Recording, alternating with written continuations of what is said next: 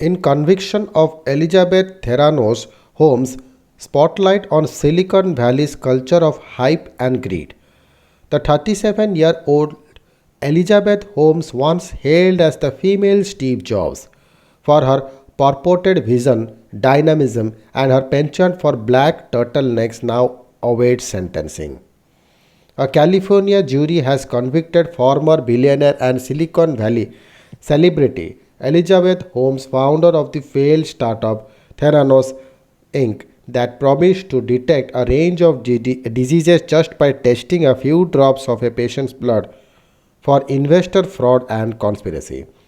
It is a rare conviction for a high flying tech executive and a stern warning for go getting startups that are often accused of following a cynical fake it till you make it philosophy to attract eye popping valuations.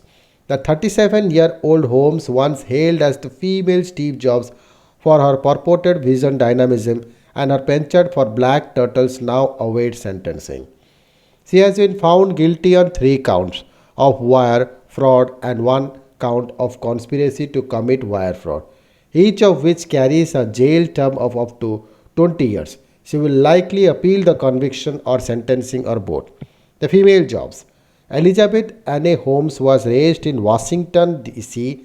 and California in a wealthy family with a medical and entrepreneurial background.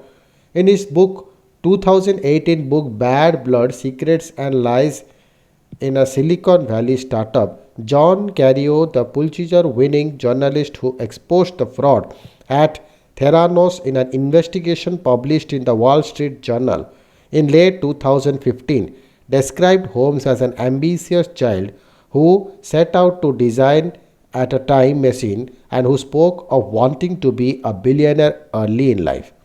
Holmes began studying chemical engineering at Stanford in 2002 and started Theranos, which was initially named Real Time Cures, the following year.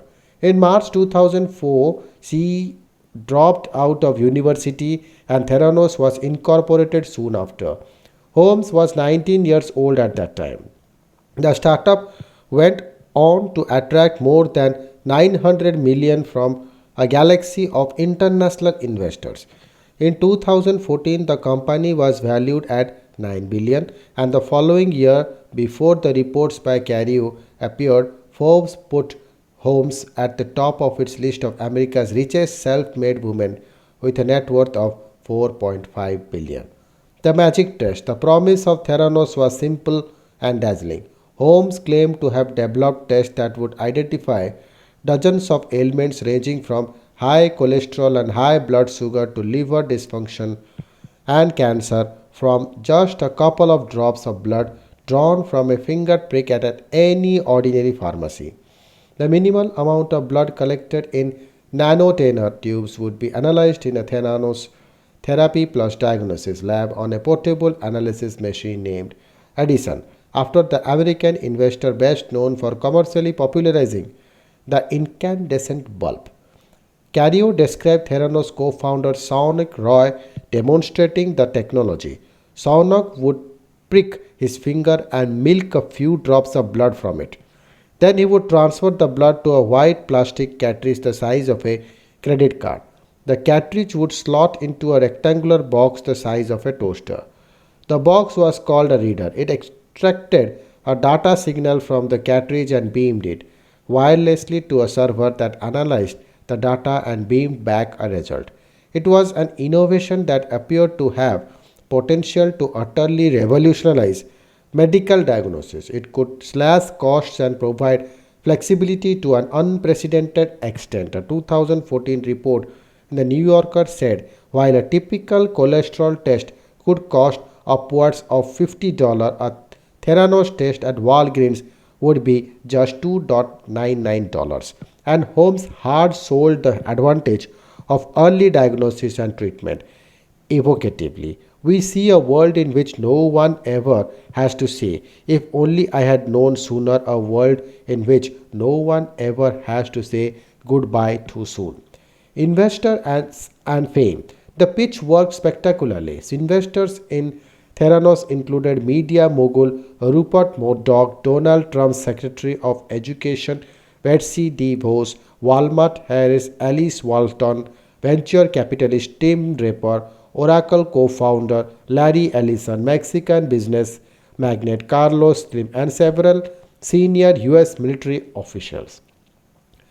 The company's board of directors boasted on a long line of distinguished names that lent it legitimacy.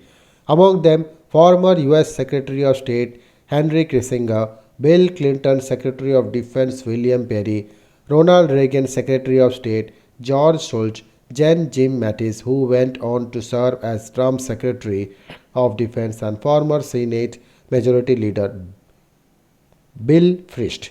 As Barack Obama's Vice President Joe Biden visited a Theranos lab in California in 2015 and described Holmes' achievement as amazing and an inspiration. Suspicious and fall. Even as Theranos was hailed as a health tech breakthrough, suspicion was brewing in the medical community due to lack of transparency around its technology and the marked absence of peer review in Science Journal. After Carrio's report in the WSJ alleged that the company was diluting blood samples and subjecting them to traditional tests instead of using the promised Edison machines, many stories emerged of the company's defrauding customers and of issues with the US Food and Drug Administration, which had never entirely approved the tests. In 2016, Forbes lowered its estimates of Holmes' net worth to nothing. On March 14, 2018, the US market watchdog Securities and Exchange Commission charged Theranos Holmes and the company's former president Ramesh Sunny Balwani with raising more than 700 million from investors through an elaborate years-long fraud in which they exaggerated or made false statements about the company's technology, business, and financial performance. Holmes agreed to pay a penalty of 5 lakh dollars and to return the 18.9 million shares that she obtained during the fraud. Her indictment for fraud was announced in June and Theranos was dissolved in September 2018. Balwani, now 56, was at one time romantically involved with Holmes, but who subsequently accused him of emotionally abusing and controlling her. Balwani is also accused of fraud, but he is yet to go on trial. Holmes' trial was delayed by the COVID 19 pandemic and began in San Jose, California in September 2001. After over 7 days of deliberations, the jurors returned guilty verdicts on 4 of the 11 charges. Lessons from the case. In its 2018 statement, the SEC had said the Theranos story is an important lesson for Silicon Valley. Innovators who seek to revolutionize and disrupt an industry must tell investors the truth about what their technology can do today, not just what they hope it might do someday. The New York Times wrote that the case came to symbolize the pitfalls of Silicon Valley's culture of hustle, hype, and greed. It noted that frenzied investors fighting to get into hot deals often ignore potential red flags about the companies they were putting money into. In recent years, tales of startup centenary from the bungled initial public offering of WeWork to the aggressive boundary pushing tactics of Uber have not slowed the flow of money towards charismatic founders spinning tales of business success. Those downfalls captured the public's attention but did not result in criminal charges, the NYT wrote. The trial said the Washington Post opened a window into the secretive world of Silicon Valley startups, granting a rare peek into a place where CEOs rarely stand for trial and companies often skirt regulatory consequences. Thank you.